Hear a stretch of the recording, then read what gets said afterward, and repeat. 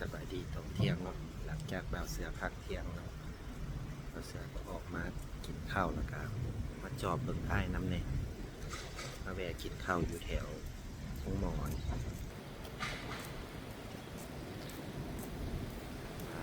หมอสุด แวะกินข้าวสวยอยู่นี่แล้วก็มาซองเบิ่งอ้ายน้ำเนี่ยเพราะว่าห้องการกับห้องหมอกับบ่ไกลกันปานใดเนาะ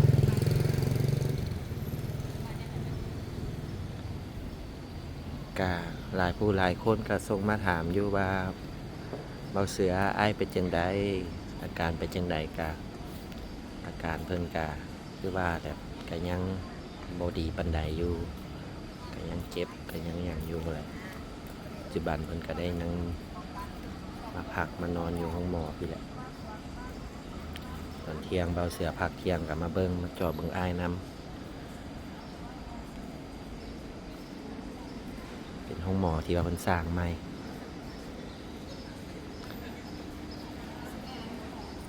ก็ก่อนอื่นเบิดก็ขอบอกขอบใจแหละ FC ทุกคนที่ยังเข้ามาสอบมาถามถึงอ้ายเบาเสือน้ำให้กำลังใจเบาเสือน้ำนะเข้ามาติดตามเบิ่งเบาเสือเบิ่งคลิปแล้วก็ให้กำลังใจเบาเสือน้ำขอบใจทุกคนและที่เป็นกำลังใจ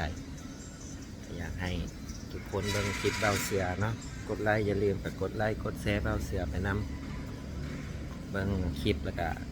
อย่าเบิ่งข้ามสะดุดโฆษณานะเบิ่งโฆษณาไปทำกันเพราะว่าซ่องเบาเสือก็หาก็ผ่านกฎเกณฑ์ไปเนาะ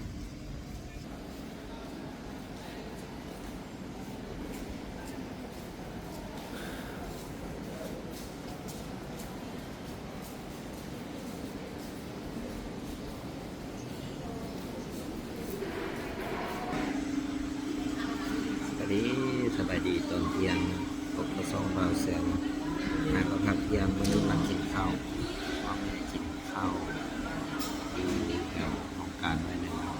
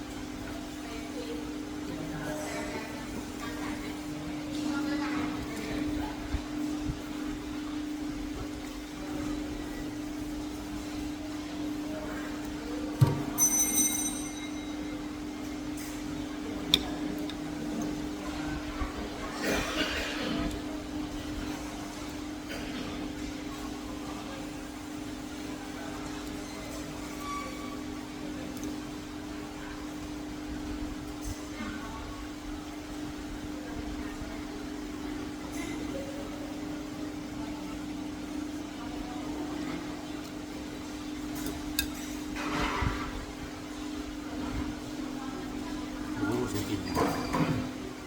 เอาเปรียบเฟือกับเนยบินละมาเด้อเอาเปรียบกัน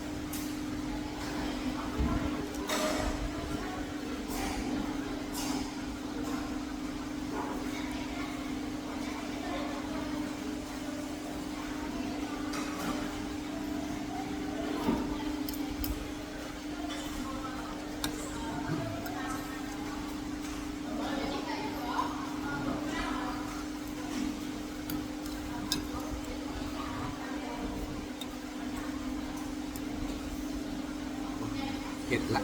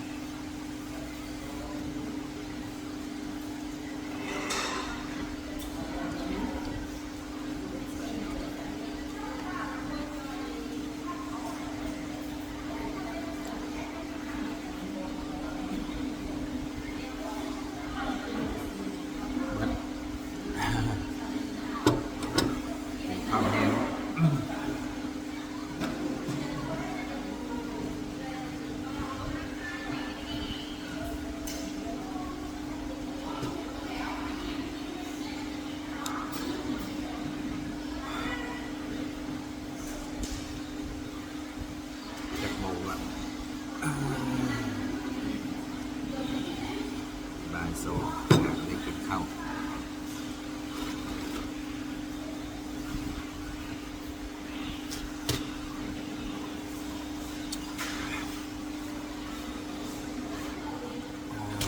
อิ่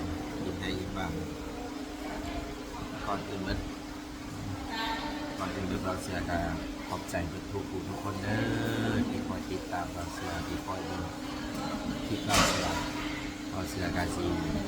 แจ้งข่าวดีให้ฮู้เราว่าซ่องเราเสือกาผ่านแล้วเนาะ